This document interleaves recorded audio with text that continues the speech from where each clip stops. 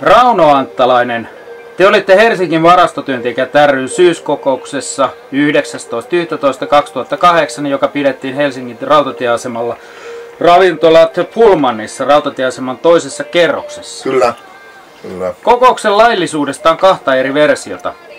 Työntekijöiden näkemys asiasta oli se, että asiakirjoja peukaloitiin jollain tavalla, ja silloisen johtokunnan mitään ei ole väärennetty versio. Kumpaa mieltä te olette? No ne kokouksessa olleena ja läsnä olleena, niin voin todeta, että kyllä jotakin oli peukaloitu ilman muuta. Joo. Mitä tämän jälkeen tapahtui? No sitten alettiin junttaamaan äänestystulosta niin, että se muodostui niin, että Rinnaari Niiranen sai jatkaa. Näin minä näytin, muistaakseni sen koisen tilanteen. Oikein yli vuosi on, niin enkä ollut talossa töissä silloin, ei voi tarkkaan enää muistaa, koska ei asiat niin kiinnostaa enää. No näytti, että junttaus oli aika voimakasta. Kuka tutki väärennöksiä?